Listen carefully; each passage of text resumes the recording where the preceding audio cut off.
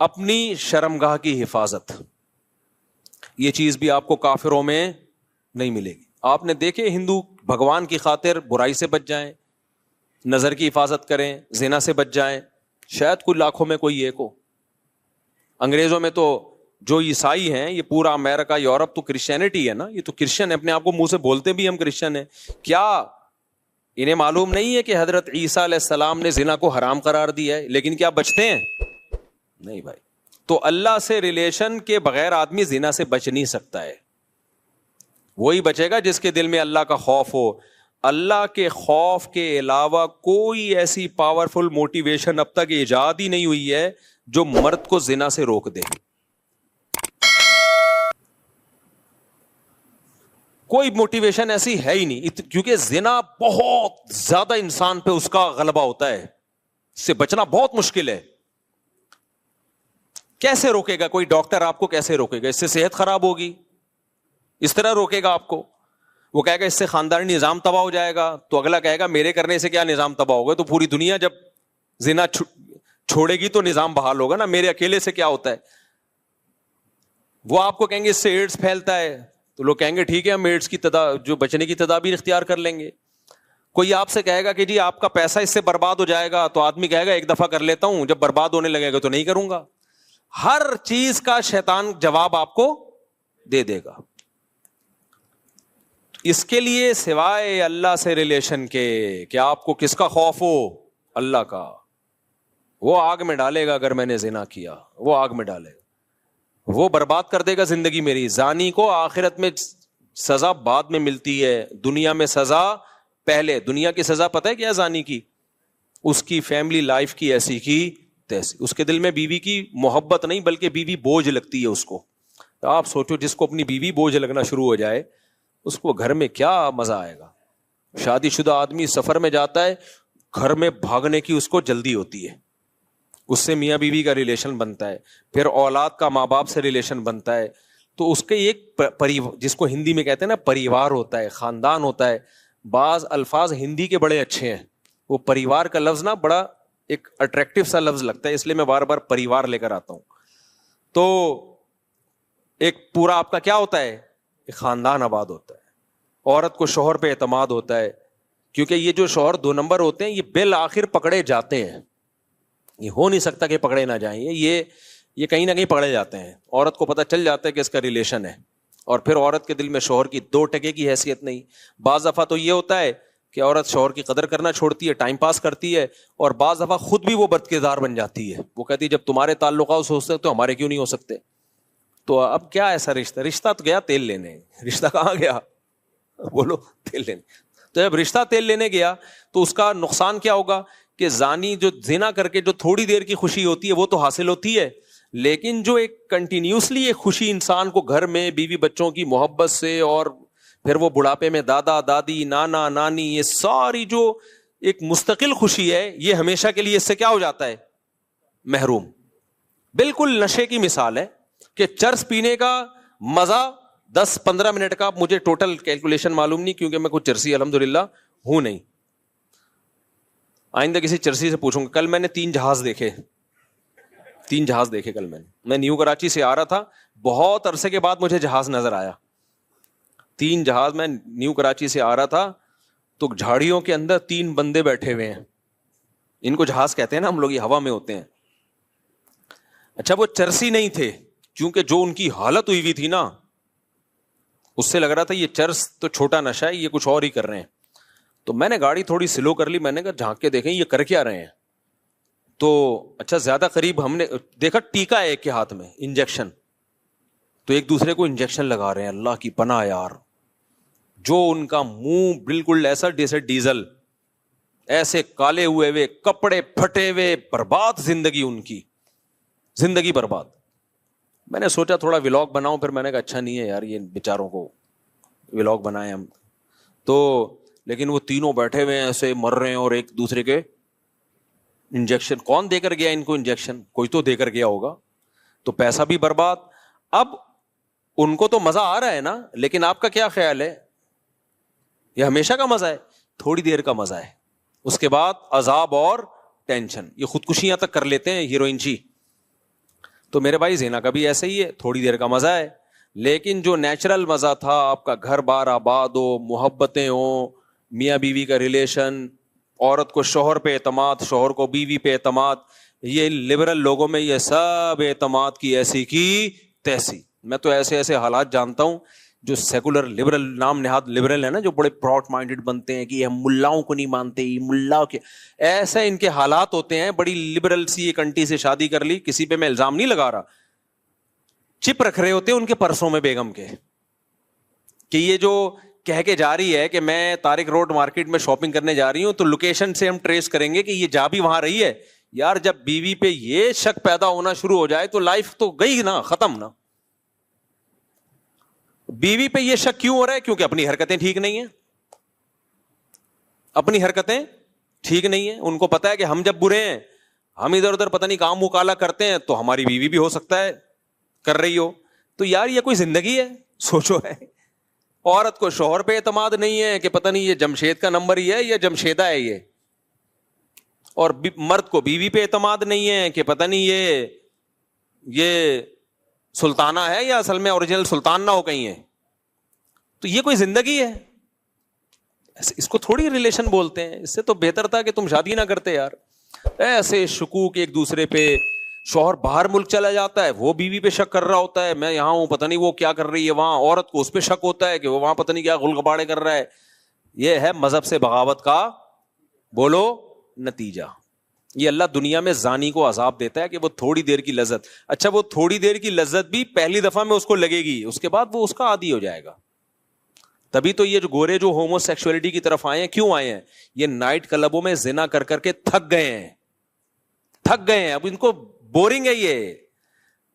ہمارے یہاں نا ایک صاحب امریکہ گئے اور یورپ گئے, کہتے ہیں گورے اتنے اچھے ہیں کہ وہاں چڑیاں پہنی ہوئی عورتیں گھوم رہے ہیں, گورے دیکھتے ہی نہیں, اور ہمارے ٹھرکی جا کے نا ایسے ایسے جھانک جھانک کے, ایک ہفتہ تو ہمارے ٹھرکیوں کا لڑکیاں دیکھنے میں گزرتا ہے, اس کے بعد جاب تلاش کرتے ہیں وہ.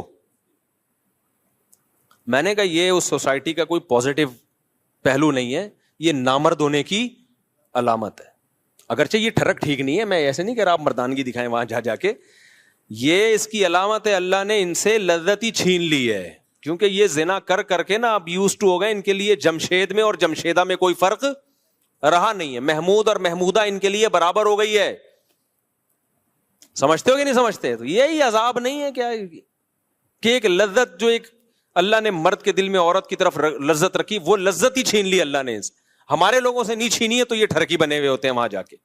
ہاں اللہ نے یہ بولا ہے کہ یہ کام مت کرو بھائی, نظر کی حفاظت کرو, اور ایک حلال طریقے سے جو نکاح کا طریقہ اللہ نے رکھا ہے.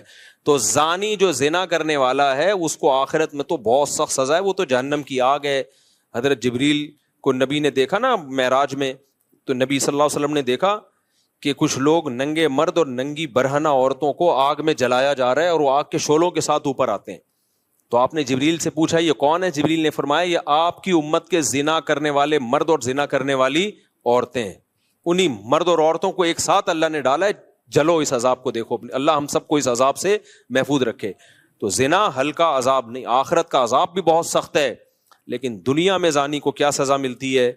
اس کی جو خاندانی جو گھر کی لائف ہے اس کی ایسی کی تیسی. پھر جب بچوں کو پتہ چلتا ہے ہمارا باپ ایسا, بچوں کے دل میں بھی باپ کی کوئی عزت نہیں رہتی. وہ باپ کو بھی جمشید سمجھتے ہیں, ڈیڈی پاپا واپا سب ختم, ابا ابو بزرگی سب ختم. تو اس لیے میں تبھی تو آپ لوگ کو 4 شادیوں پہ سیٹ کر رہا ہوں. زنا کی طرف مت جاؤ بھائی, خاندان بڑھاؤ, اولاد ملے گی حلال اولاد. انگریزوں کے اولاد بھی حلال نہیں ہے, وہ بھی زنا کی پیداوار ہے. تبھی ان میں اتنے سیپریشن کے واقعات ہیں.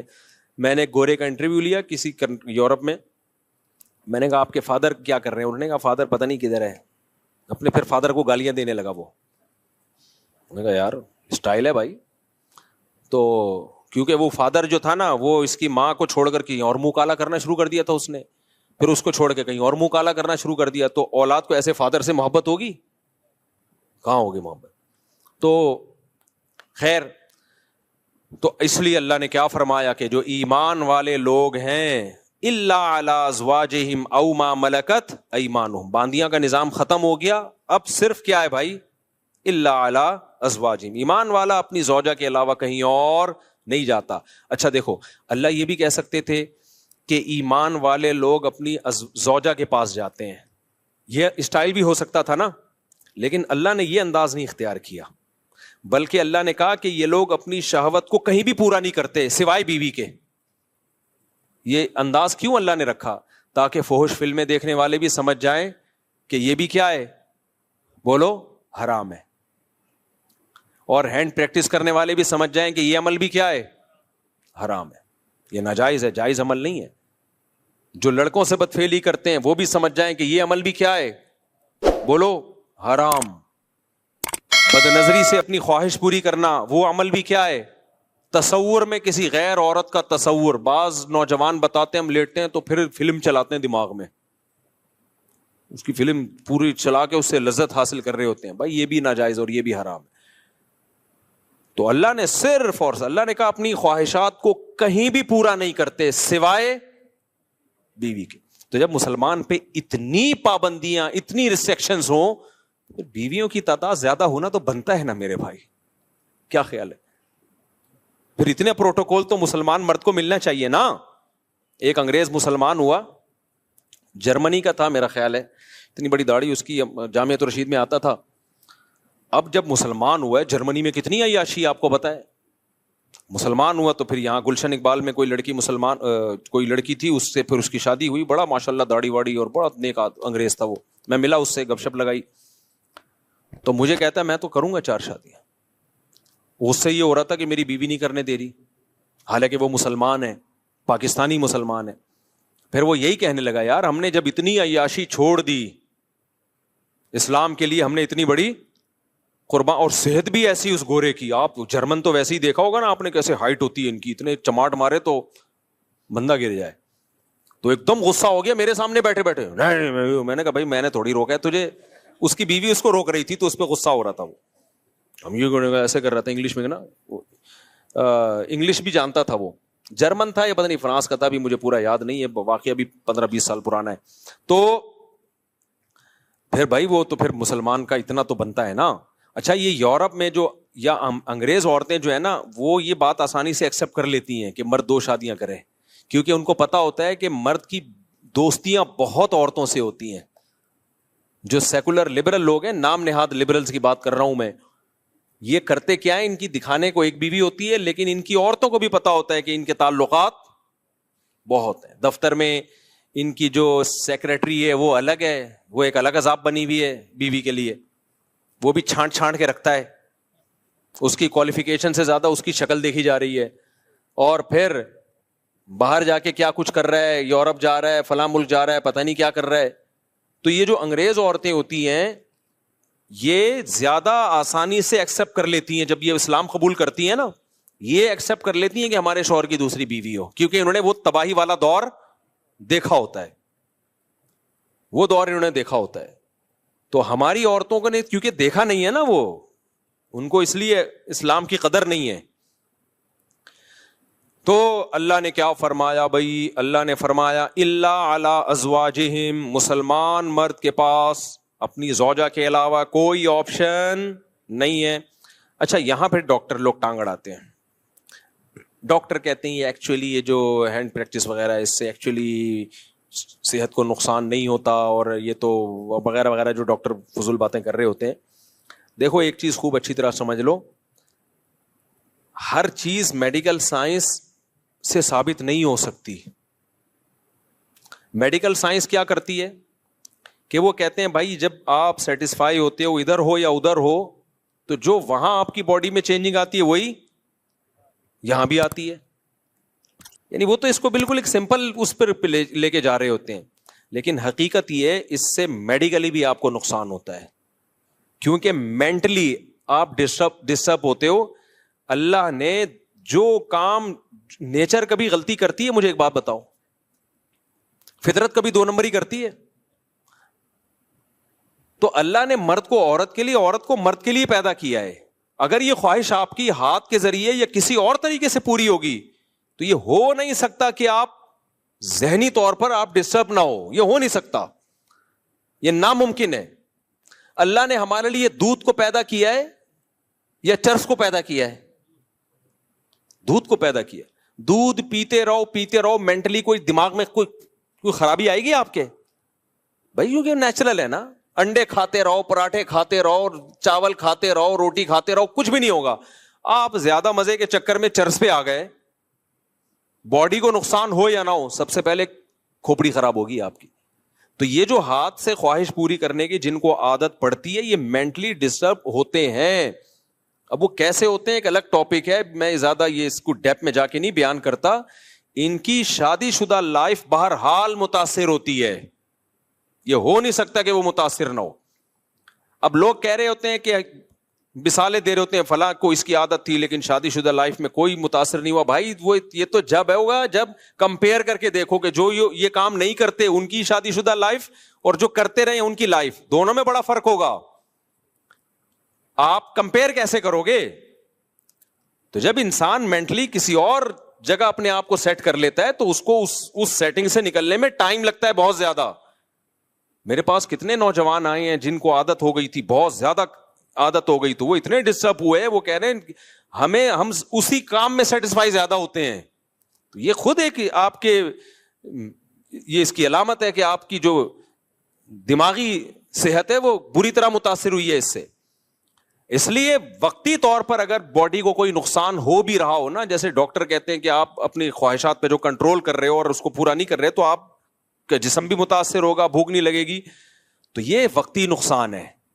یہ شادی کے بعد یہ سارے سائیڈ افیکٹ ختم ہو جائیں گے, لیکن اگر غلط طریقے پہ سیٹ ہو گئے نا تو وقتی طور پہ یقیناً کچھ فائدے حاصل ہو سکتے ہیں, لیکن دائمی طور پہ اس کے نقصانات ہوں گے. اور سب سے بڑی بات یہ یار, ایک چیز میں اگر فائدہ ہو بھی صحت کو بالفرض, لیکن جب ہمارے لیے وہ اللہ نے حرام قرار دے دیا تو بس مسلمان کے لیے یہ نقصان کافی ہے, یہ نقصان کافی ہے مسلمان کے لیے.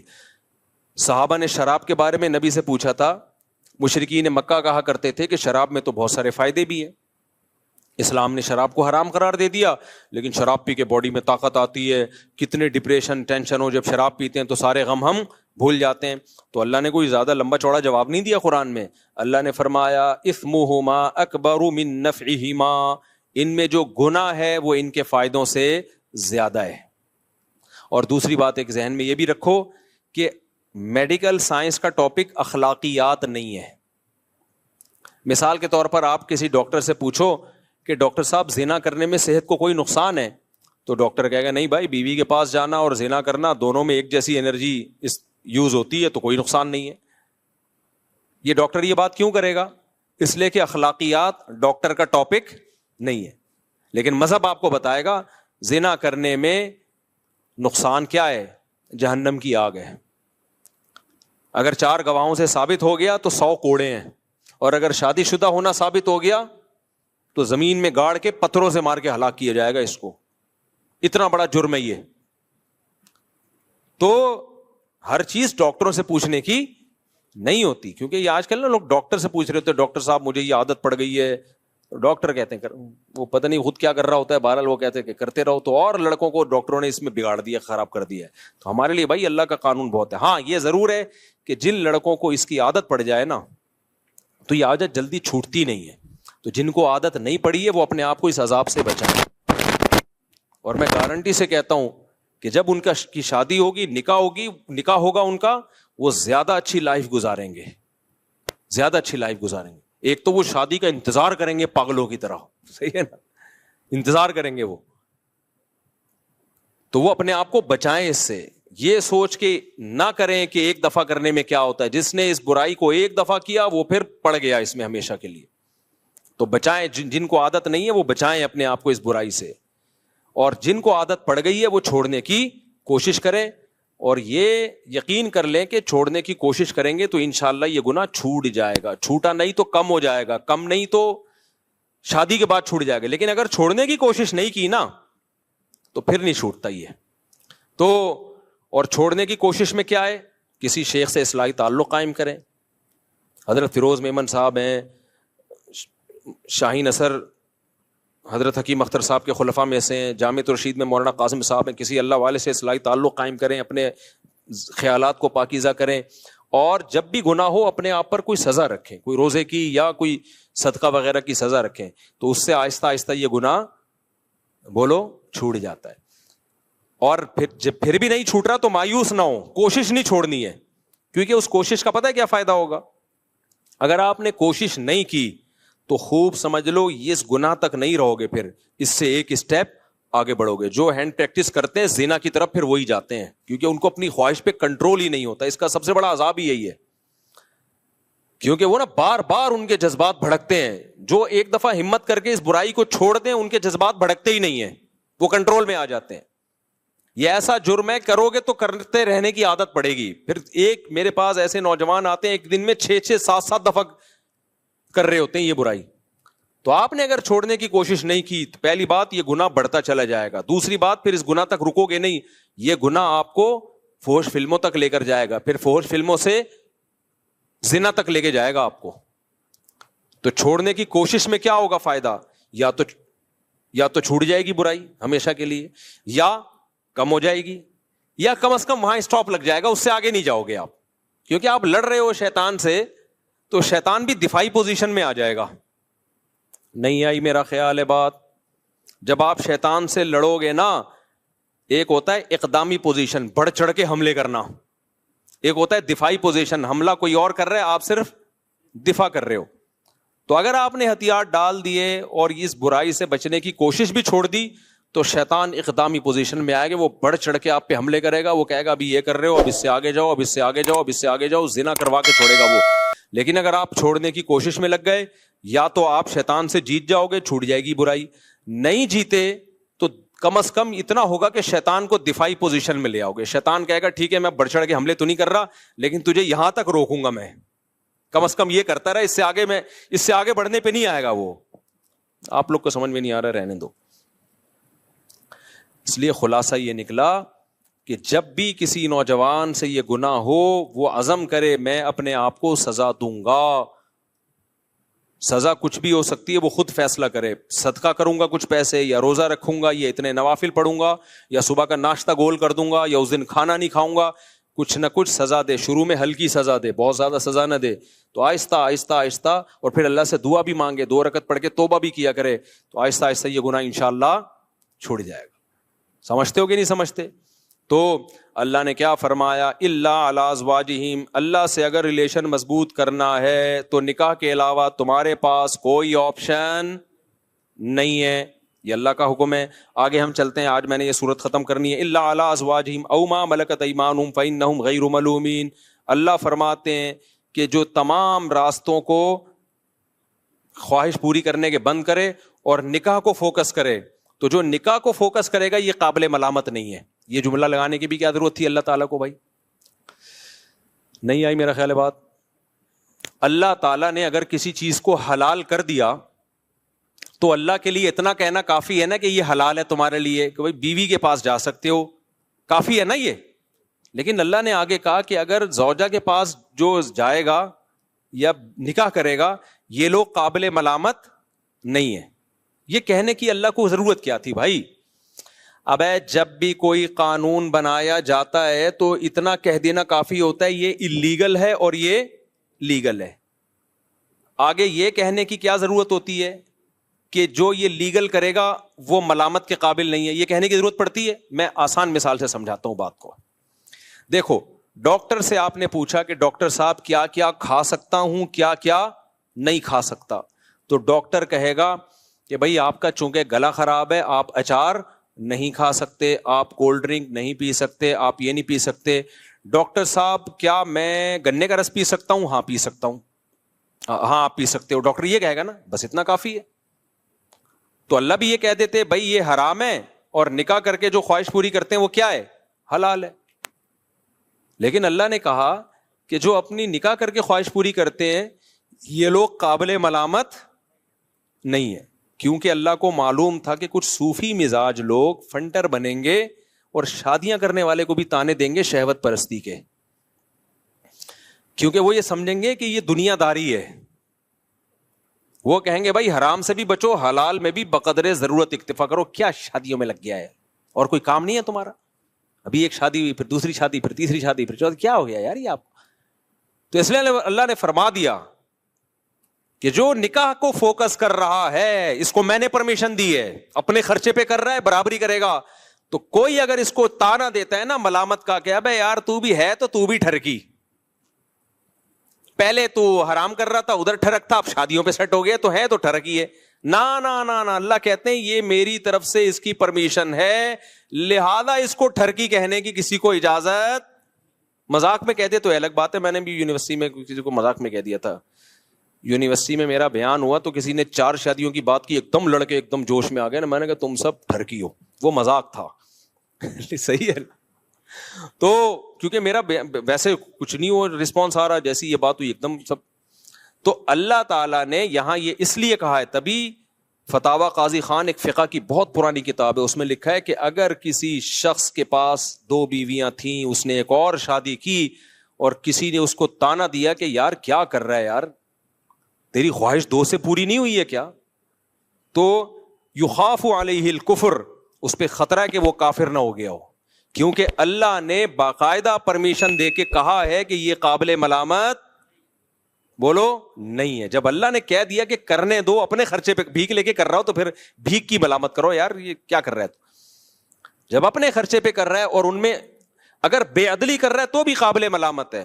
اس کو آپ یہ کہو یار حقوق کیوں ادا نہیں کر رہے, اس پہ بھی اس کو ملامت کی جائے گی. یار شادیاں تو کرے جا رہے ہو, حقوق پورے نہیں کر رہے, اس پہ بھی ملامت کی جائے گی.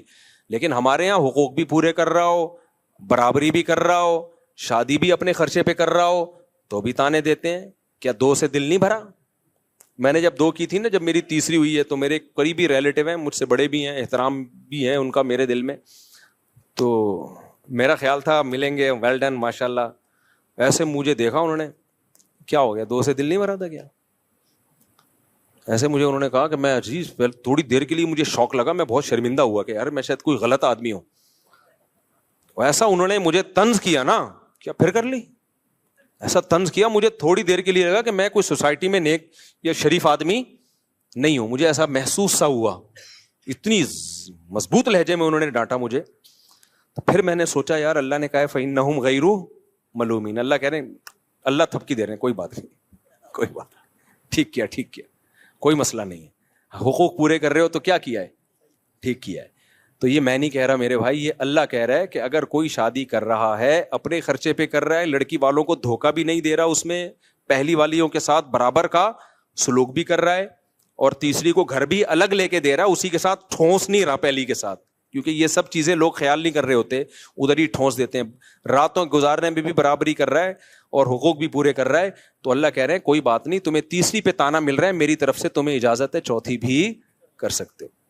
تو اللہ نے مجھے خصوصی پرمیشن دی ہے, اس کے بعد پھر میں چوتھی کی طرف آیا, ورنہ جس طرح سے انہوں نے مجھے تانا دیا تھا نا, میں ایک دم شوق ہو گیا تھا, کیونکہ لوگ مبارکباد دے رہے تھے اور وہ آ کے انہوں نے کہا کہ 2 سے دماغ نہیں پھر کر لی. تو اب تو خاندان کے بڑے تھے وہ, تو ان کی بات کو میں سیریس بھی لیتا تھا, تو اس لیے میں تو شوق میں چلا گیا تھوڑی دیر. پھر میں نے سوچا یار میں اتنا لوگوں کو موٹیویٹ کرتا ہوں, جب میں شوق میں چلا گیا تو جو ایک عام آدمی ہے جس کے پاس اتنے دلائل نہیں ہیں, اس کی تو بیزارے کو سوسائٹی میں منہ دکھانے کے قابل نہیں رہتا ہوگا وہ, اس کو تو لوگ تانے دے دے کے مار دیں گے اس کو. تو اس لیے پھر مجھے ڈھیٹ بننا پڑا. تو یہ قرآن کی آیت کو میں اس لیے ایکسپلین کر رہا ہوں کہ بھائی حلال اگر کوئی کر رہا ہے تو وہ قابل ملامت نہیں ہے. اور اسی سے اور بھی آگے چلو, یہ ہر حلال کے بارے میں, اگر کوئی اپنے خرچے پہ نلی نہاری کھا رہا ہے, اس میں مغز ڈال رہا ہے اور اس میں نیمبو نچوڑ کے مزے کا بنا رہا ہے, حرام ہے حلال ہے, حلال ہے, اس کو بھی تانا دینا نہیں بنتا. حلال ہے بھائی, چوری کے پیسوں سے تھوڑی کھا رہا ہے. اگر کوئی اپنے پیسوں سے لگژری گھر بنائے, ایئر کنڈیشن لگائے, لان بنائے, اس میں اللہ نے اس کو پیسہ دیا, سوئمنگ پول بھی بنا لے, چاہے یہ کام مفتی کرے, مولوی کرے, عامی آدمی کرے, قابل ملامت نہیں. ہاں جب چندے کے پیسوں سے کر رہا ہو, حرام کر رہا ہو, وہ تو پھر تو کوئی بھی کرے ناجائز ہے. اگر کسی کا اپنا بزنس ہے میرے بھائی, اللہ نے اس کو دولت دی ہے, وہ کرے. کچھ لوگوں کو اس پہ اعتراض ہوتا ہے یہ بزنس کلاس میں مولانا لوگ سفر کیوں کرتے ہیں. بھائی اگر اپنے پیسوں سے بزنس کلاس میں سفر کر رہا ہے تو اللہ نے پیسہ دیا خرچ کرنے کے لیے, بچانے کے لیے نہیں دیا, تو قابل ملامت نہیں ہے. یا کسی نے اس کو انوائٹ کیا اور اس نے مہمان کے اکرام میں بزنس کلاس کا ٹکٹ کرا دیا, تو بھی قابل ملامت نہیں ہے. یہ لوگ ملامتیں کر رہے ہوتے ہیں جیلس ہو کے, جیلس ہو کے کر رہے ہوتے ہیں. دیکھو اللہ نے, ہاں یہاں لوگ ایک سوال کرتے ہیں, ہمارے نبی کی زندگی تو اتنی سادہ تھی, آپ تو گدھے پہ سواری فرمایا کرتے تھے, آپ صلی اللہ علیہ وسلم کا تو گھر اتنا سادہ تھا. اس کا جواب میں دے چکا ہوں کہ ہمارے نبی کی طبیعت اللہ نے ایسی بنائی تھی کہ آپ کو دنیا کی طرف طبعی رغبت تھی نہیں. تو جس کی طبیعت ہی ایسی ہو تو وہ نہ کرے, لیکن نارمل لوگوں کی طبیعت ایسی نہیں ہوتی. ہمارے پاس سلیمان علیہ السلام کی مثال ہے نا, حضرت سلیمان علیہ السلام بھی تو اللہ کے پیغمبر تھے, حضرت عثمان بھی تو اللہ کے نبی کے چہیتے صحابی تھے. آپ کی تو بڑی زبردست لائف تھی, بے تحاشا دولت تھی حضرت عثمان کے پاس. 400 اونٹ حضرت عثمان کے ایک ٹائم پہ مدینہ میں تجارتی مال لے کے آتے تھے. مدینہ کی زمین ہلتی تھی, پتہ چلتا تھا کسی تاجر کا مال آ رہا ہے. اتنا پیسہ اللہ نے دیا تھا حضرت عثمان کو. تو ہمارے پاس مثالیں ملتی ہیں پیسے والوں کی بھی اور پیسے نہ والوں کی بھی. تو غربت میں آپ غربت پہ راضی رہیں. دولت, میرے شیخ جو حضرت مفتی رشید احمد صاحب تھے, تہجد میں 5 پارے پڑھنے کا معمول, اور اتنا اللہ کا خوف تھا. جو پرانے لوگ ہیں جانتے ہیں کتنے بڑے پرہیزگار تھے, اور دنیا کی محبت زیرو تھی, لیکن لائف لگژری تھی بھائی ان کی. لائف کیا تھی؟ پگڑی اتنی مہنگی پہنتے تھے, کرتا ایسا سفید چمکتا ہوا, بہت مہنگا کرتا تھا. گھڑی 1985 میں 60,000 کی گھڑی لی تھی انہوں نے. اس وقت 60,000, آج سوچ لو کتنے لاکھ کی پلاٹینم کی گھڑی تھی, بہترین. وہ ان کی لگژری. گاڑی ایسی تھی کویت کے شہزادے سے خریدی تھی. سوچ لو کیا گاڑی ہوگی. ہم جب گاڑی میں بیٹھتے تھے کبھی کبھار ہمارا دل ہی نہیں کرتا تھا, ہم کیونکہ رکشے سے آتے تھے مدرسے, اور ان کی کبھی گاڑی میں بیٹھے تو اترنے کا دل نہیں کرتا تھا. تو لیکن دنیا کی محبت الگ چیز ہے, دنیا کی نعمتوں کا استعمال کرنا الگ چیز ہے. میرے کو خوراک بھی ان کی خاندانی تھی. خوراک میں سیب, بادام, انڈے, یہ ان کی خوراک تھی. اب اگر کوئی اور ان کے بارے میں مجھے یہ بتاتا تو میں سوچتا شاید وہ بزرگ نہیں تھے, دنیا پرست تھے. لیکن ہم نے تو بھائی ان کی صحبت میں کئی سال گزارے ہیں. ہم کہتے ہیں اگر وہ بھی بزرگ نہیں تھے نا, اللہ والے نہیں تھے, پھر تو اللہ والے مارکیٹ سے کیا ہو گئے ہیں, شارٹ ہو گئے. کیونکہ ہمیں پتا تھا کہ یار ان کے دل میں دنیا کی محبت, سخاوت اتنی تھی, اتنی اپنے اوپر بھی لگا رہے ہیں اور غریبوں پہ خرچ بھی کر رہے ہیں. حضرت کے پاس جو پیسہ آتا تھا نا زمینوں سے, ایسے نوٹوں کی گڈیاں میز پہ رکھی ہوتی تھیں. اپنے گھر کا خرچہ نکالا, اس میں یہی انڈے, پراٹھے اور یہ سب چیزیں. پراٹھے نہیں کھاتے تھے, یہ خوراک بھی بڑی انہوں نے خاندانی رکھی ہوئی تھی, گوشت کے اور یہ سب چیزوں کا خرچہ نکالا, باقی سارا فی سبیل اللہ صدقہ. اب دیکھنے والا ان کا صدقہ تو دیکھ نہیں رہا ہوتا تھا. نئے لوگ آتے نا بدگمان ہو جاتے, یار یہ کیسے بزرگ ہیں, اتنی مہنگی گھڑی ہے, اتنے مہنگے جوتے ہیں ان کے, گاڑی ایسی شاہانہ, اور ایک فلور اوپر جانے کے لیے بھی لفٹ لگائی ہوئی ہے, کیونکہ جب ایج زیادہ ہو گئی تھی تو اوپر جانا مشکل ہو گیا تو لفٹ لگوا لی تھی. اور جب کمرے میں جاتے تو بے ہوش ہو جاتے ان کا کمرہ دیکھ کے. ایسا خوبصورت کمرہ, دل ہی نہیں کرتا تھا نکل. ہم جاتے تھے صفائی کے لیے تو ہم کہتے تھے کہاں سے صفائی شروع کرے بھائی. یعنی ہمارے گھروں سے وہ اتنے زیادہ صاف ہوتے تھے, ہمارے گھر صاف ہو کے اتنے اچھے نہیں ہوتے تھے جتنے ان کے میلے ہو کے ہوتے تھے اچھے. تو ایسا ان کے گھر میں صفائی کا ماحول. حضرت کہتے تھے میرا جو مصلی ہے وہ میلا ہونے سے پہلے دھلتا ہے, میرے کپڑے میلے ہونے سے پہلے دھلتے ہیں. ہمارے گھر میں دھلائی گھر کے گندا ہونے سے پہلے, گھر کے بستر کی چادریں میلی ہونے سے پہلے دھلتی ہیں. ہم کہتے تھے بھائی یہ کیا ہے, اس کی لاجک سمجھ میں نہیں آئی. فرماتے تھے اگر میلا ہونے کے بعد دھلیں تو میل تو دیکھ لیا نا گھر میں. آپ لوگ سے بہت دیکھو یہ اوپر کی باتیں, یہ سمجھ میں نہیں آئیں گی, ہمیں بھی نہیں آتی تھی سمجھ میں. حضرت کہتے تھے کپڑے اگر میلے ہو گئے تو میل تو دیکھ لیا نا. صفائی اس کو تھوڑی کہتے ہیں میل نظر آ رہا ہے, صفائی کہتے ہیں میل نظر آنے سے پہلے صاف ہو رہا ہے. تو حضرت کے گھر کی چادریں دھلتی تھیں. ایک ٹائم تھا کہ اتنے وقت کے بعد اب میلی ہونے کا خطرہ شروع ہو گیا ہے, لہذا اتنے ٹائم کے بعد چادریں دھلیں گی. حضرت کا جو مصلی تھا جہاں نماز پڑھتے تھے, ایسے نماز ایسے بالکل جیسے کوئی کھمبا کھڑا ہوا ہو نا, ایسے قد بھی ماشاءاللہ اونچا تھا. پنجابی تھے نا تو بڑے چودھری ٹائپ کے, ان کا حضرت کا مزاج بھی ایسا ہی تھا. تو وہ کپڑے میلے ہونے سے پہلے دھل رہے ہیں, ایسی صفائی اور خوشبوئیں, او بھائی ان کی خوراکیں. تو اگر کوئی مجھے ان کے بارے میں بتاتا اور میں نے ان کی صحبت میں خود ٹائم نہ گزارا ہوتا, میں کیا کہتا, فوراً فتویٰ لگا دیتا یہ دنیا پرست ہیں, معاذ اللہ عیاشی کر رہے ہیں. لیکن ہم نے ان کا اللہ سے تعلق دیکھا ہے, اسی کے بعد ہمیں اندازہ ہوا بھائی دنیا رکھ کے بھی اللہ والا بنا جا سکتا ہے, کو دیکھ کے اندازہ ہوا, اور انہوں نے ایک مثال قائم کی. تو اس لیے, اور اگر تم چاہتے ہو کہ نبی جیسی ہی زندگی ہو تو پھر تو میرے بھائی جو ہماری زندگی ہے, پھر تو غریب کی زندگی بھی بڑی لگژری ہے. پھر تو ایک کمرے کا چھوٹا سا کچا مٹی کا گھر بناؤ. پھر تو جن علماء کے پکے گھر ہیں نا, چاہے کرائے پہ ہوں, وہ بھی غلط کر رہے ہیں. پھر تو اکانومی کلاس میں سفر بھی غلط ہے. پھر تو پیدل جاؤ گدھے پہ بیٹھ کے, اور جو کی روٹی کھاؤ وہ بھی ایک ٹائم. اور گھر آپ کا اتنا چھوٹا ہو کہ آپ اگر نماز میں سجدہ کریں تو آپ کی زوجہ کو پاؤں سمیٹنے پڑے, اتنا چھوٹا گھر ہو, اور اس میں ایئر کنڈیشن کیا, پنکھا بھی نہ ہو. ہمارے نبی کے گھر میں پنکھا بھی بولو نہیں تھا, اور ایک ہی پیالہ تھا, اسی میں کھانا, اسی میں پانی, اسی میں دودھ. تو اتنی سادگی آج کون افورڈ کر سکتا ہے؟ تو تم اپنے مولاناؤں کو مشورے وہ دیا کرو جو خود افورڈ کر سکو. ایک واقعہ سنا کے بات کو سمیٹتا ہوں. ایک دفعہ ہارون رشید کے دور میں ہارون رشید گھوڑے پہ جا رہا تھا, بڑی زبردست شاہی سواری. تو ایک شخص آیا, اس نے ہارون رشید کے گھوڑے کی لگام پکڑی, یا لوگوں کو, گارڈ وارڈ کو, اس کو بولا مجھے ہارون رشید سے ایک سوال پوچھنے دو خالی. گارڈوں نے اجازت دے دی. وہ آیا ہارون رشید سے کہنے لگا, بتا تو زیادہ بہتر ہے یا عمر بن خطاب بہتر تھے؟ ہارون رشید نے کہا یار عمر بن خطاب, تو وہ عمر بن خطاب تھے بھائی, وہ زیادہ بہتر تھے. تو اس شخص نے کہا عمر بن خطاب کے کپڑوں پہ پیوند لگے ہوتے تھے, وہ گدھے کی سواری کرتے تھے, گھر میں روٹی نہیں تھی, کوئی یہ پورا پروٹوکول نہیں تھا, اور تو ان سے 1000 گنا کمتر ہے. اپنی سواری, اپنا لباس دیکھ اور اپنی لگژری لائف دیکھ, تجھے شرم نہیں آتی؟ وہ ہارون رشید نے بڑا خاندانی جواب دیا. ہمارے استاذ یہ جواب اپنے الفاظ میں بیان کرتے تھے. پہلے میں ہارون رشید کے اپنے الفاظ بتا دوں, پھر ہمارے استاذ کے الفاظ بتاؤں. ہارون رشید نے کہا کہ حضرت عمر کی حکومت تھی ابو ہریرہ پر رضی اللہ عنہ, اور بلال حبشی پہ. اگر حضرت عمر کے کپڑوں پہ 10 پیوند ہیں تو ابو ہریرہ کے کپڑوں پہ 15 پیوند ہوں گے, ٹھیک ہے نا. اور کہا میری حکومت تم جیسے بغیرتوں پر. ہمارے استاذ اس میں بغیرت کا لفظ بڑھاتے تھے, ایک استاذ الو کا پٹھا بڑھاتے تھے, ایک بغیرت. اور کہا میری حکومت تم جیسے الو کے پٹھوں پہ. تم خود تو اتنے 1000 گز کے گھر بنا کے رہتے ہو بھائی, اور کوئی ایک پیوند کا نہیں, اور بادشاہ کے بارے میں چاہتے ہو پھٹے پرانے کپڑے پہن کے گدھے پہ گھومے ہو. تو کہا اس جیسی رعایا ہوگی تو ہم بھی انہی جیسے بن جائیں گے. تو وہ چپ ہو کے چلا گیا پتلی گلی سے. تو اس لیے میرے بھائی یہ مولوی جو بنتے ہیں نا, یہ اسی سوسائٹی سے بن کے سوسائٹی مارکیٹ میں آتے ہیں, سمجھ رہے ہو. یہ کوئی ایسا نہیں ہے کہ نبی صلی اللہ علیہ وسلم کی اولادیں یا صحابہ آج مولوی بن رہے ہیں.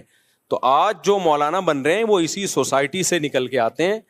تو جیسی پبلک ہوگی مولانا بھی اسی ٹائپ کے ہوں گے. تم خود کباب پراٹھے کھاؤ اور جاوید نہاریوں میں انگلیاں ڈبو ڈبو کے کھاؤ, اس میں نیمبو بھی نچوڑو, اور مولوی کو بولو کہ یہ دال کھائے گا, میں تو یہ برداشت نہیں کروں گا بھی کسی قیمت پہ. ہم تو کسی قیمت پہ, ہم جب مولوی ہیں بھائی ہم بھی ڈبو اپنے خرچے پہ کھا رہے ہیں نا, تو ہم بھی نیمبو بھی نچوڑیں گے, اس میں نلی بھی ڈالیں گے. میں جب نہاری تیار کرواتا ہوں تو آپ دوستوں سے پوچھ لو, میں بولتا ہوں نلی الگ سے ڈال اس میں, اور مغز الگ سے ڈال, اور گریوی شروع میں ہی لے آ, گریوی شروع میں ہی لے. تو اس لیے بھائی یہ مولانا بھی اسی سوسائٹی کی پیداوار ہیں. ان کو بیچاروں کو اتنے مصیبت کا مکلف کیوں بنا رہے ہو؟ ان کو بھی جینے کا حق دو, حرام نہ ہو بھائی. یہ نہیں کہ اب وہ سیٹنگیں بھی شروع ہو رہی ہیں اور چندے کا پیسہ کوئی کھانا شروع کر دے, نا, اس میں تو مولوی ڈبل مجرم ہوگا. ایک عام آدمی چوری کرتا ہے, ایک درجے کا مجرم. کوئی مولوی اگر چندے کے پیسے سے گھر بنا رہا ہے اور اپنا ذاتی گھر, یا وہ کرپشن کر رہا ہے, اس کی سزا اس کو پکڑو ضرور, اس کو نہیں چھوڑو. اس کو تو میں لوگوں کو کہتا ہوں نہیں چھوڑو.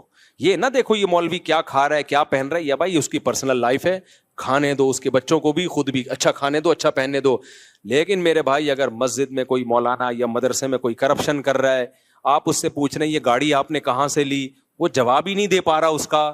حضرت آپ کی تو اتنی آمدن ہے نہیں, تو کسی نے ہدیہ دیا ہے آپ کو, تو ذرا بتا دیں کون ہے جو اتنا بڑا دل کر کے پوری گاڑی ہدیہ دے دی, گفٹ دے دی, کون ہے؟ تو یہ انتظامیہ کا فرض بنتا ہے وہ پوچھے, اور اگر وہ اس کو واضح نہ کر سکے تو بھائی اس کا مطلب یہ 2 نمبری ہو رہی ہے. پھر کیا ہوتا ہے, پھر میں بتاتا رہتا ہوں, پھر آپ اس مولانا سے پوچھتے ہیں یہ چندے کے پیسوں کا, وہ پھر پتہ ہے کیا جواب دیتے ہیں؟ علماء کا احترام. عین بھی بڑا گاڑا نکالتے ہیں, ہاں بھی بہت گاڑی. احترام علماء کا, پھر جب میرے پاس کیس آتا ہے میں ان سے کہتا ہوں کہ علماء سے سوال تو کیا جائے گا بھائی. اسلام میں جب نبی نے یہاں تک کہہ دیا کہ میری بیٹی فاطمہ اگر چوری کرتی ان کا ہاتھ کاٹا جاتا, یار سیدہ فاطمہ کے ہم 100 دفعہ مر کے پیدا ہو جائیں ان کی خاک کے برابر نہیں ہے. اتنی بڑی بات پیغمبر نے کہہ دی کہ اگر فاطمہ بنت محمد صلی اللہ علیہ وسلم چوری کرتی ان کا بھی ہاتھ کاٹتا. اب کیا رہ گیا بھائی؟ تو پیسوں کے لین دین میں, مالی معاملات میں, کیریکٹر میں بھائی یہ معافی کے قابل نہیں ہے. اس میں عالم ہو, مفتی ہو, کچھ بھی ہو. تبھی ہماری مسجد کا سارا مالیاتی شعبہ میں نے اپنے ہاتھ میں رکھا ہی نہیں ہے, وہ خزانچی کو دیا ہوا ہے, اور وہ بھی یہاں کے پرانے بزرگ ہیں, ان سے حساب لیتا رہتا ہوں میں. لیکن یہ کہ وہ تاکہ کوئی مجھ پہ انگلی نہ اٹھائے. اور جو ابھی ہم نے مفتی طارق مسعود فاؤنڈیشن بنائی ہے نا, اس کا پیسہ بھی ایک آدمی کے ہاتھ میں نہیں رکھا. میں چاہتا سارا آ رہا ہے میرے اکاؤنٹ میں, اپنے پاس رکھتا میں. بدگمانیاں ہوتی, انگلیاں اٹھتی. بھائی ایک آدمی نہیں ہے, پوری ایک ٹیم بنا دی ہے کہ سب کے صلح مشورے سے یہ پیسہ خرچ ہوگا, اور ایک آدمی کی انڈیویجول رائے اس میں نہیں چلے گی. تو یہ سب چیزیں مسجد کا امام ہو, مدرسے کا ہو, سب کو کرنا پڑے گا. کیونکہ بعض لوگ بڑے اس میں فراڈی ہوتے ہیں. میں نہیں کہہ رہا امام اور محتمم فراڈی ہوتے ہیں, نہ فراڈی لوگ بھی مدرسے کے محتمم بن جاتے ہیں, بعض دفعہ فراڈی لوگ بھی مسجد کے امام بن جاتے ہیں. تو اس میں پھر علماء اور احترام یہ ہوا نہیں چلے گی. ان سے بولو بھائی سسٹم میں سب آئیں گے, پورا حساب ہوگا, اور ایک آدمی کے پاس یہ اتنی بڑی مالیاتی نظام ہونا نہیں چاہیے. ایک آدمی کے پاس نہیں ہو, یہ آپ کتنے ہی نیک ہیں پھر بھی نہیں ہوگا. کیونکہ نبی صلی اللہ علیہ وسلم نے ہمیں بدگمانی کے مواقع فراہم کرنے سے بھی منع کیا ہے. دیکھو آپ صلی اللہ علیہ وسلم اپنی ایک زوجہ کے ساتھ اندھیرے میں کھڑے ہوئے تھے, ایک صحابی گزرے, آپ نے ان صحابی کو بلا کے کہا یہ میری زوجہ ہے. ان صحابی نے کہا یا رسول اللہ میں تھوڑی آپ پہ شک کروں گا. لیکن نبی نے ان کو شک کا جو شیطان کو جو وسوسے کا موقع تھا وہ بھی کیا کر دیا, دور. تو یار پیغمبر اپنے بارے میں وضاحتی بیان دے رہے ہیں کہ بھائی یہ میری زوجہ ہے, یہ نہ مت سمجھ لینا کوئی نامحرم عورت ہے. تو جب پیغمبر اپنے بارے میں وضاحتی بیان دے رہے ہیں تو مدرسے کا محتمم یا مسجد کا امام, اس سے کیوں نہیں پوچھا جائے گا جناب یہ اتنا پیسہ آ رہا ہے, آپ تو کوئی حساب ہی نہیں دیتے. وہ بندے آتے ہیں نوٹوں کی گڈی پکڑائی اور پتلی گلی سے نکل لی ہے, یا آپ کو ذاتی کوئی ہدیہ دے رہا ہو, آپ جانے وہ جانے, یہ کیا ہے؟ تو مسجد کا ہے, یہ مدرسے کا ہے. تو آپ نے ٹیم ہونی چاہیے. اچھا بعض لوگ ٹیم کو بٹھاتے ہیں, وہ ٹیم کا کام بس سائن کرنا ہوتا ہے, اس کو کوئی پوچھنے والا اس سے نہیں ہے. اس کو ایک بس آڈٹ کرنے کے لیے اکاؤنٹنٹ کو وہ بیوقوف بنانے کے لیے بٹھایا ہوا ہوتا ہے. تو یہ اس کی شریعت میں اجازت. ان چیزوں پہ اعتراض کرو, نہاری پہ اعتراض مت کرو. بزنس کلاس میں سفر کر رہا ہے اس پہ اعتراض مت کرو. کوئی گاڑی میں گھوم رہا ہے اس پہ اعتراض مت کرو. یہ اعتراض بنتا نہیں ہے, پھر گدھے پہ لانا پڑے گا اس کو, کیونکہ اس سے پہلے پھر وہ تو سائیکل پہ بھی جائے گا. تو نبی کے دور میں تو بھائی سائیکل بھی نہیں تھی, لوگ گدھے پہ سواری کرتے تھے. تو پھر تو بہت ہی آپ کو اس زمانے کے حساب سے تو پھر کوئی تقوی کوئی اختیار کر ہی نہیں سکتا. تو شریعت کا ایک سیدھا سادہ اصول ہے بھائی, اللہ نے کہہ دیا لما تحرم ما احل اللہ لک, 28واں پارہ, کہ جو چیز اللہ نے حلال کی ہے اسے دنیا میں کوئی حرام نہیں کر سکتا. تو حلال جب پراٹھا بھی حلال ہے, 2 انڈے کھائیں 3 انڈے کھائیں, نہاری بھی حلال ہے, مرغی کی بوٹیاں بھی کیا ہے, لیگ پیس بھی کیا ہے حلال ہے, اور تفریح کے لیے سوئٹزرلینڈ جانا بھی کیا ہے حلال ہے, کشتی میں گھومنا بھی کیا ہے. جتنے کام میں نے کیے نا سارے بتا رہا ہوں میں. امریکہ میں وہ اوپن سی میں گھومنا بھی کیا ہے حلال ہے, اگر کوئی گھوم رہا ہے. سوئمنگ بھی کیا ہے حلال ہے, ہارس رائڈنگ بھی کیا ہے بھائی حلال ہے. تو ان چیزوں پہ اعتراض کر کے اپنا ٹائم ضائع مت کرو, میری صحت پہ اس سے کوئی فرق نہیں پڑتا. صحیح ہے نا. میں پھر بھی یہ کام جو اللہ نے جتنی مجھے توفیق دی ہے میں کروں گا, چندے کے پیسوں سے نہیں کروں گا, بس یہ آپ کو بتا دوں میں. تو خلاصہ, آج بھی صورت ختم نہیں ہوئی, ٹائم ہمارا پورا ہو گیا. خلاصہ یہی نکلا کہ اللہ سے ریلیشن کے لیے 2 کام کرنے پڑیں گے, ایک نماز کی پابندی اور ایک اپنی خواہشات کو حلال تک محدود رکھنا, بد نظری سے حفاظت, زنا سے حفاظت. یہ دونوں کام کیے بغیر اللہ پھر آپ کے ریلیشن کو ریلیشن مانتا نہیں ہے. آج کیا ہو رہا ہے, لوگ ایسے کچھ رسومات بس پوری کر رہے ہوتے ہیں, ربیع الاول میں کر لیں گے, کچھ محرم میں کر لیں گے, کچھ قرآن خوانیاں کر لیں گے, اور سمجھتے ہیں کہ بس ہم تو بڑا مذہبی گھرانہ ہے ہمارا. مذہبی گھرانہ اس کو نہیں کہتے, مذہبی گھرانہ 9:15 پہ نماز ہے, بس ٹائم تو ہو گیا, کافی ہو گیا. تو اللہ تعالی ہمیں سمجھنے کی, عمل کرنے کی توفیق عطا فرمائے. الا علی ازواجہم او ما ملکت فانہم غیر مؤمنون فمن ابتغى وراء ذلك فاولئک هم العادون. آگے پھر آیت میں نے اگلے ہفتے آگے سے شروع کرنی ہے, دوبارہ یہ نہ ریپیٹ کر دوں میں. والذین هم لاماناتہم وعہدہم راعون, یہ مجھے یاد دلانا اگلے ہفتے یہاں سے شروع کرنا ہے کہ ایمان والوں کی ایک اور علامت ہے ایگریمنٹ کی پابندی. جو زبان ہے اس کے پکے ہوتے ہیں. آج یہ بھی ایک بہت بڑا عذاب ہماری سوسائٹی میں آ گیا ہے کہ مسلمان کی زبان ایک ہے ہی نہیں. آپ ٹھیکیدار کو پیسے دے دو ایڈوانس میں, رلا دے گا, آپ کا گھر نہیں بنا کے دے گا. آپ بولو گے قبر بنا دے یار, وہ سستے میں بن جائے گی, گھر رہنے دے. اتنا رولائے گا نا وہ, ایڈوانس پیسے پکڑا دو آپ. امریکہ یورپ میں یہ ہوتا ہے کہ اگر آپ نے ایڈوانس پیسے دے دیے نا, وہ سارے کام کو چھوڑ کے سب سے پہلے آپ کا کام کرے گا. وہاں ملکوں میں, جاپان میں یہی ہے. وہاں لوگ بتاتے ہیں کہ ہمیں جب کوئی کام جلدی کرانا ہوتا ہے ہم ایڈوانس میں سارے پیسے پکڑا دیتے ہیں, پھر وہ لوگ ایگریمنٹ کی پابندی کرتے ہیں. ان کی تربیت ہوئی ہوئی ہے اس بارے میں. وہ سارے کام چھوڑے گا, پہلے آپ کے کام کرے گا. ہمارے ہاں اگر آپ نے اچھے اخلاق کا مظاہرہ کرتے ہوئے کسی کو ایڈوانس میں پیسے پکڑا دیے. ہمارے ایک سعودی دوست تھے, انہوں نے یہاں ڈیفینس میں بزنس کرنا تھا, ہوٹل کھولنا تھا. ان کو سعودی عرب کا تجربہ تھا کہ یار ایڈوانس میں پیسے دو تو فوراً بن جاتا ہے. انہوں نے ادھر ڈیفینس میں ہوٹل کے ایڈوانس میں پیسے ٹھیکیدار کو پکڑا دیے. اب تک رو رہا ہے وہ بندہ, 3 سال ہو گئے. میں نے کہا ہوٹل تو گیا تیل لینے, تمہارے پیسے واپس مل جائیں نا, جس دن تمہارے پیسے واپس مل جائیں تو بول دینا کہ مفتی صاحب بیان میں غلط بیانی سے کام لیتے ہیں, پیسے بھی واپس نہیں ملیں گے. بولے مفتی صاحب کو تو معلومات ہے ہی نہیں, اتنا نیک آدمی, اس نے پیسے واپس کر دیے. تو میں نے کہا پیسے بھی گئے, ہوٹل بھی گیا. تو یہ ایگریمنٹ ہمارے یہاں ماشاء اللہ یہ چل رہا ہے. مسلمان ایگریمنٹ کا پکا ہوتا ہے بھائی, اس کے بغیر اللہ آپ کے دین اور مذہب کو اللہ مانتا نہیں ہے. تو چند رسومات کا نام نہیں ہے اسلام. یہ اخلاقی جب تک اوصاف میرے اور آپ کے اندر پیدا نہیں ہوں گے اس وقت تک اللہ ہمیں اپنا ماننے کے لیے تیار نہیں. اللہ تعالیٰ سمجھنے کی عمل کی توفیق عطا فرمائے.